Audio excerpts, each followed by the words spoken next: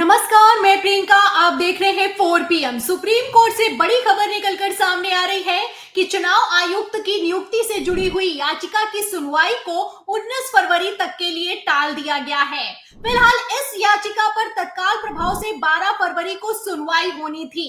अब ऐसे में सवाल ये खड़ा होता है कि इस सुनवाई को आखिर क्यों टाल दिया गया, क्योंकि 18 फरवरी को मुख्य चुनाव आयुक्त राजीव कुमार रिटायर होंगे और 19 फरवरी को देश को नया मुख्य चुनाव आयुक्त मिल जाएगा। अब ऐसे हालातों में सुप्रीम कोर्ट जब सुनवाई ही 19 फरवरी को करेगा तो इस एक्शन का और इस सुनवाई का क्या मतलब बनता है। लग तो रहा था, उम्मीद तो की जा रही थी कि सुप्रीम कोर्ट 12 फरवरी को सुनवाई करेगा और इस सुनवाई के दौरान मोदी सरकार से सवाल करेगा कि आखिर क्यों चुनाव आयुक्त के नियुक्ति पैनल से सीजीआई को बाहर कर दिया गया है। फिलहाल सवाल करना तो दूर की बात है, एक्शन लेना तो दूर की बात है, सुनवाई को ही टाल दिया गया है। अब ऐसे में सवाल ये खड़ा होता है कि आखिर क्यों इस सुनवाई को टाला गया और क्या सुप्रीम कोर्ट भी दबाव में है। इन सभी सवालों के जवाब देने के लिए हमारे साथ 4 PM पर मौजूद है सुप्रीम कोर्ट के सीनियर वकील महमूद प्राचा जी। उनका स्वागत करते हैं और समझने की कोशिश करते हैं कि आखिर चल क्या रहा है। नमस्कार सर, 4 PM पर आपका बहुत बहुत स्वागत है। ज्यादा भूमिका नहीं बांधते हुए डायरेक्ट सवाल पर आते हैं। बड़ी खबर निकलकर सामने आ रही है सर कि सुप्रीम कोर्ट ने चुनाव आयुक्त की नियुक्ति से जुड़ी याचिका की सुनवाई को 19 फरवरी तक के लिए टाल दिया है। अब ऐसे में आपको क्या लगता है कि आखिर क्यों इस सुनवाई को टाला गया है, जब 18 फरवरी को मुख्य चुनाव आयुक्त रिटायर हो जाएंगे और 19 फरवरी को देश को नया मुख्य चुनाव आयुक्त मिल जाएगा, तो इस सुनवाई का मतलब क्या बनता है। आपकी क्या राय है सर। पहले तो सीजीआई संजीव खन्ना ने इस सुनवाई से खुद को अलग कर लिया था और अब सुनवाई को ही टाल दिया गया है। क्या लगता है सर, क्या माजरा है। मद्रास हाईकोर्ट के एक जज साहब का इशू आया था जिसमें जिनकी अपॉइंटमेंट को लेके एक पिटीशन डाली गई थी, तो 10 बजे से पहले ही ओथ करा दी थी। ये जब सरकार का कार्यशैली इस प्रकार की हो कि वो किसी भी प्रकार से येन केन प्रकारेण अपनी कोई भी सही गलत काम को करने के लिए किसी भी हद तक जा सकते हैं। आरएसएस और बीजेपी के अंदर जो मंत्री, प्रधानमंत्री, होम मिनिस्टर साहब बैठे हुए हैं, वो तो इसी चीज के लिए जाने जाते हैं। अगर इतना सा भी मौका मिल जाए तब भी वो अपना काम कर बैठेंगे। अब फिर 1, 2, 3 साल के लिए किसी की नियुक्ति हो जाएगी, फिर ये कहेंगे अब तो नियुक्ति हो गई है, अब तो इनको हटाने के लिए आपको एक अलग से पिटीशन डालनी पड़ेगी। ये रास्ता अब खुल गया है क्योंकि नियुक्ति ही हो गई। अब जो अगला बनेगा 4-5 साल बाद, उसके लिए ये कानून लागू होगा। और अगर ये कानून जब लागू होगा, जैसे इलेक्टोरल बॉन्ड में ही हुआ, इलेक्टोरल बॉन्ड को सुप्रीम कोर्ट ने इलीगल घोषित कर दिया चंद्रचूड़ साहब ने, लेकिन फर्क किसी को कुछ नहीं पड़ा, कॉन्सिक्वेंस कुछ नहीं हुए। जितना पैसा आ गया वो आ गया, किसी के खिलाफ कोई कार्रवाई नहीं। जो कार्रवाई जो उससे पहले जो हो गया उसको भूल जाओ। तो चुनाव आयुक्त बन जाएंगे फिर सुप्रीम कोर्ट के आदेश की धज्जियां उड़ा के। ठीक, वो चुनाव सही या गलत, और ज्यादातर गलत ही चुनाव कराए राजीव कुमार जी ने, इसकी तो गारंटी मैं देता ही हूं हर बार। अगले वाले भी यही कराएंगे, उसके बाद कहेंगे ये चुनाव तो हो गए, सरकारें मशीनों की बन गई, कोई बात नहीं, अब आगे से ऐसा नहीं करेंगे। पहले सर खबर निकलकर सामने आई थी कि जब मुख्य चुनाव आयुक्त रिटायर होंगे उसके पहले सुप्रीम कोर्ट में सुनवाई होनी है, इसीलिए सर 12 फरवरी की तारीख को मुकर्रर भी किया गया। लेकिन अब इस सुनवाई को क्यों टाल दिया गया है, आपको क्या लगता है सर, क्योंकि ये सुनवाई लगातार टलती नजर आ रही है। पहले तो सुप्रीम कोर्ट में ही इस सुनवाई को ट्रांसफर किया गया सीजीआई संजीव खन्ना को, फिर खबर निकलकर सामने आई कि सीजीआई संजीव खन्ना ने इस सुनवाई से खुद को अलग कर लिया है, अब दूसरी बेंच इसकी सुनवाई करेगी। अब सुनवाई के खेल में आप देख सकते हैं कि मुख्य चुनाव आयुक्त राजीव कुमार के रिटायर होने की डेट नजदीक आ गई है और खबर सर ये भी निकलकर सामने आई है कि 19 फरवरी को देश को नया मुख्य चुनाव आयुक्त मिल जाएगा। अब ऐसे में आपको क्या लगता है सर, जिस तरीके से सुप्रीम कोर्ट काम कर रहा है, क्या सुप्रीम कोर्ट के काम करने के तरीके पर भी सवाल खड़े किए जा सकते हैं सर। बिल्कुल किए जा सकते हैं, और ये हर एक नागरिक की ड्यूटी है जी।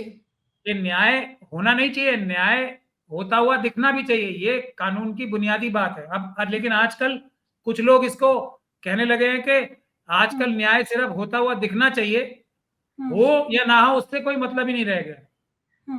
तो अब बताइए, जब अभी जो मैंने कहा था ना, ऑपरेशन सक्सेसफुल पेशेंट डेड, वही तो कहानी हो जाएगी। अब जब बनी जाएंगे तो फायदा क्या है? अब ये पिटिशनर्स को चाहिए कि इसमें अर्ली हियरिंग की एप्लीकेशन लगाएं, ताकि जो अपनी तरफ से करने के काम है वो तो कर लें। और हालांकि सुप्रीम कोर्ट को 12 तारीख की डेट ही नहीं देनी चाहिए थी पहले, तभी छोटी डेट देनी चाहिए थी। ये चीफ जस्टिस साहब ने खुद को अपने आप को अलग किया इस हियरिंग से, वो तो बात कहीं ना कहीं कुछ हद तक समझ में आती है, क्योंकि वो तो एक उसके मेंबर होने जा रहे थे जी चीफ जी जस्टिस साहब। जी तो इसलिए वो तो किसी तरीके से फिर भी जस्टिफाइड कही जा सकती है बात, लेकिन लंबी डेट देना ये तो बिल्कुल जस्टिफाइड नहीं है। इसका क्रिटिसिज्म मेरे ख्याल से हर एक नागरिक को करना चाहिए, जो भी संविधान और न्याय का मानने वाला। सुप्रीम कोर्ट के सर एक आदेश की भी बहुत ज्यादा चर्चा हो रही है। आदेश निकलकर सामने आया है, चुनाव आयोग को आदेश पारित कर दिया गया है और साफ कह दिया गया है कि जितना भी ईवीएम का डेटा है उसे डिलीट नहीं कर सकते, उसमें आप कुछ रीलोड नहीं कर सकते। अब इस फैसले पर आपको क्या लगता है सर? क्या सुप्रीम कोर्ट को भी चुनाव आयोग पर भरोसा नहीं रह गया है? वैसे तो चुनाव आयोग पर किसी को भरोसा नहीं रह गया है, जिस तरीके से वो जवाब देता नहीं है, एक्शन लेता नहीं है। लेकिन फिलहाल सुप्रीम कोर्ट में जिस तरीके से सीजीआई संजीव खन्ना की तरफ से आदेश पारित किया गया है, इसको लेकर भी सर बवाल खड़ा होता हुआ नजर आ रहा है। एक तरफ ईवीएम का डेटा ना डिलीट करने को लेकर आदेश पारित किया गया है, दूसरी तरफ सर एक और आदेश सीजीआई संजीव खन्ना की तरफ से पारित किया गया है, जिसमें उन्होंने कह दिया है कि पोलिंग बूथों के जितने भी सीसीटीवी फुटेज है उसको डिलीट मत करना। अब इन दोनों आदेश पर क्या कहेंगे सर?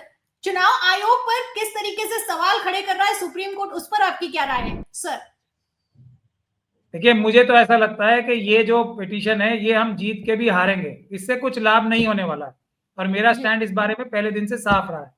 बर्न्ड मेमोरी और माइक्रो प्रोसेसर की चेकिंग बीईएल और ईसीआईएल के इंजीनियर्स करेंगे, और इसके लिए इतना बड़ा महान पिटीशन डाला हुआ है ये हासिल करने के लिए।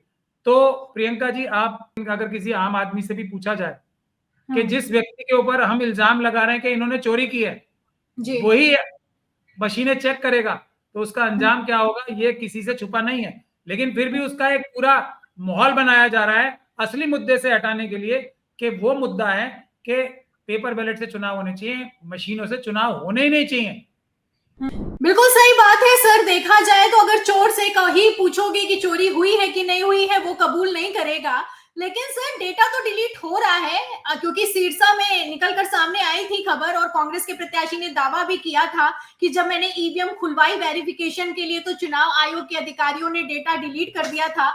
और सर आखिरी सवाल यहाँ पर मैं आपसे ये भी लेना चाहूंगी कि हरियाणा विधानसभा चुनावों को लेकर आपके लिए भी तो आदेश पारित कर दिया गया था। हरियाणा हाईकोर्ट में आपकी भी जीत हुई थी कि जितने भी पोलिंग बूथों के सीसीटीवी फुटेज है वो महमूद राजा जी को प्रोवाइड कराए जाएं। अब तो रातों रात कानून बदल दिया गया। अब जब कानून बदल दिया गया तो सुप्रीम कोर्ट ने कह दिया कि पोलिंग बूथों के जितने भी सीसीटीवी फुटेज है उनको डिलीट मत कर देना। ऐसे में आपको क्या लगता है सर कि आपको इससे क्या फायदा हो सकता है सर? लेटर्स देखिए, आप चुनाव आयोग पब्लिसिटी के लिए, अपना कैंपेन चलाने के लिए कुछ भी कहता रहे, लेकिन कानून भी बदला। लेकिन चुनाव आयोग के जो अधिकारी हैं, डीईओज हैं, उनकी चिट्ठियां मेरे पास आ रही हैं। अगर आप 1 मिनट रुकेंगी तो मैं आपको दिखाऊंगा कि आके हमसे फॉर्म 17C ले जाओ। अच्छा, तो हम तो अपनी कार्रवाई कानून के अनुरूप कर रहे हैं और हम अपने सारे कामों में अब तक सक्सेसफुल हो रहे हैं। भले ही कुछ भी बाहर माहौल बना रहे हो कि हम नहीं देंगे, ये करेंगे, वो करेंगे, लेकिन कागज तो देने पड़ रहे हैं उन्हें। और हम दिल्ली के लिए भी, मैं वादा कर रहा हूं दिल्ली की जनता से भी, हम 70 की 70 सीटों के लिए हम ये पूरी तरीके से, मैंने आज एप्लीकेशन बना के भेज दी है। ये मैं आपको दिखा रहा हूं, इतने सारे हरियाणा के जो चुनाव अधिकारियों की लेटर्स मेरे पास आए, जिसमें वो साफ तौर पे कह रहे हैं कि हम आपको देने को तैयार हैं फॉर्म 17C। जिस फॉर्म 17C को किसी पॉलिटिकल पार्टी को देने को तैयार नहीं है चुनाव आयोग। तो मैं ये कह रहा हूं कि अगर लड़ाई जो की जाए, केस किए जाएं, जीतने के लिए किए जाएं तो जीतेंगे। जो केस हारने के लिए किए जा रहे हैं, जो स्लीपर सेल्स करा रहे हैं जानबूझ के, वो तो हारने के लिए ही हो रहे हैं। केस तो हारेंगे ही, और जीत के भी हारेंगे ना। ये जो सुप्रीम कोर्ट में केस है, ये जीत के भी हारेंगे। साफ दिखाई दे रहा है सर, चुनाव आयोग जिस तरीके से एक्शन नहीं लेने के लिए तैयार है, ऐसे हालातों में चुनाव के जो अधिकारी आपको चिट्ठियां लिख रहे हैं, तो जाहिर सी बात है कि दबाव तो बन रहा है, क्योंकि सुप्रीम कोर्ट में तो सर याचिका दाखिल की गई है कि फॉर्म 17C का डेटा भी ये लोग अपनी वेबसाइट पर अपलोड नहीं कर रहे हैं, इसके लिए भी आदेश पारित किया जाए। तो मुझे तो दे रहे हैं ना, मुझे क्यों दे रहे हैं? मुझे दे रहे हैं। यही चौंकाने वाली बात और साफ दिखाई दे रहा है कि चुनाव आयोग किस तरीके से चौतरफा फंसता हुआ नजर आ रहा है। फिलहाल जिस तरीके से सुप्रीम कोर्ट ने इस सुनवाई को टाल दिया है, इसको लेकर कई सवाल खड़े होते हैं। अब इन सवालों के जवाब जो आपने दिए हैं, ये भी देखना दिलचस्प होगा कि क्या होता है क्या नहीं होता है।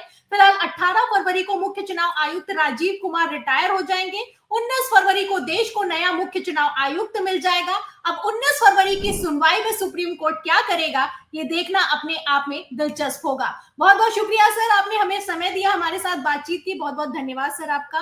तो सुना आपने, ये थे हमारे साथ में सुप्रीम कोर्ट के सीनियर वकील महमूद प्राचा जी। उनका साफ कहना है कि जिस तरीके से जस्टिस को डिले किया जा रहा है, ये जस्टिस को खत्म करने की कोशिश है, साजिश है। अब समझना मुश्किल दिखाई दे रहा है कि आखिर क्यों सुप्रीम कोर्ट तत्काल प्रभाव से सुनवाई करने वाली याचिका को भी टालता हुआ नजर आ रहा है। फिलहाल इस याचिका को टाल दिया गया है। एक तरफ याचिका को टाला गया है, दूसरी तरफ सीजेआई संजीव खन्ना ने चुनाव आयोग पर सख्त एक्शन लिया है। अब ऐसे में क्या होगा क्या नहीं होगा, कौन नया मुख्य चुनाव आयुक्त बनेगा, ये तो आने वाला वक्त बताएगा। लेकिन जैसे चल रहा है, ऐसे हालातों में आपको क्या लगता है? 19 फरवरी को मुख्य चुनाव आयुक्त मिलेगा और 19 फरवरी को ही सुप्रीम कोर्ट में सुनवाई होगी। अब इस सुनवाई में क्या होने वाला है, आपकी क्या राय है, हमें कमेंट बॉक्स में जरूर लिखें। इस पूरी चर्चा पर, इस खबर पर आप जो भी सोचते हैं हमें जरूर बताएं। फिर मिलती हूं मैं आपको अगली खबर के साथ, अगली चर्चा के साथ। तब तक के लिए धन्यवाद।